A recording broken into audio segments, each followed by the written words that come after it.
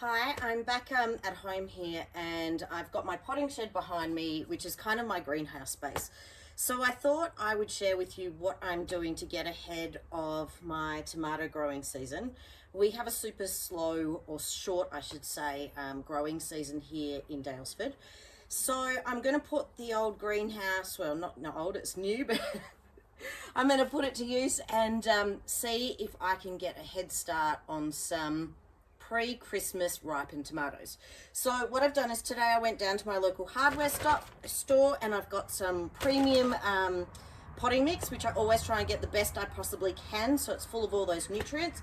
I've got a super big tub here that I have had a previously grown tree in that I'd transplanted out of it, and I've got some tomatoes here. I've already done 2 others, but I've got a tomato heirloom variety here as well, and they're a bit smaller, and the smaller ones tend to ripen a bit faster, so give me a bit more success. So I've got some good quality potting mix, as I said. I'm going to fill this up as much as I can. I've already put a bit in here already.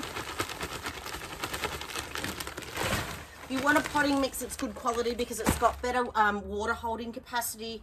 It's more dense in nutrients and humus, and it's not just kind of sandy or bark. So I'm just going to smooth that out, and then I've also got some permafert here, which is a sort of a compost material. I'm going to put a bit of that in there because I really want to give these a good head start in life. And what I'm going to do is actually dig as deep as I possibly can in here, much deeper than the tomato is. Right in the center, I'm trying to get as much as I can, leaving a bit of potting mix at the very bottom. I don't want to go all the way to the bottom of the pot. There we go, it's pretty deep. And then I've got my plant over here. It's got a little stake in it. I've got some advanced tomatoes here. Again, I'm just trying to get as much growth out of these as I possibly can. Traditionally, you wouldn't plant your tomatoes out until cup weekend in November because there's a risk of frost. Now, what I'm going to do here is something a bit radical. I'm going to cut these little leaves off down the bottom.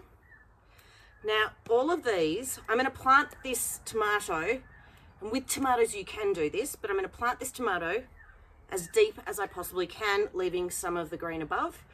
Each one of these nodes where it's had leaves is going to send out roots, and that is going to create a super vigorous and healthy tomato plant. Here we go. Backfill that. Give that a good press down, because otherwise when I water it's all going to end up with not much in there at all. It'll all just settle. Press that right down. I'm going to give it a little bit more of the permafert on top. Again, that'll raise it up around that stem.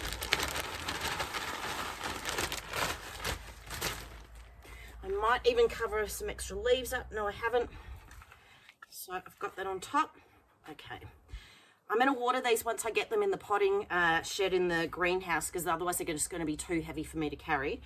But what I've got is these galvanized veggie structures, which I'm going to use to support the tomato growing up. This is going to become a bit of a cheat for me, so that I'm not going to be tying up the tomato all the time. I'm just going to be able to let it grow in here, pull it up, and kind of throw the bunches of tomatoes over the edge of the wire, and that's going to be a bit of an easy solution for me.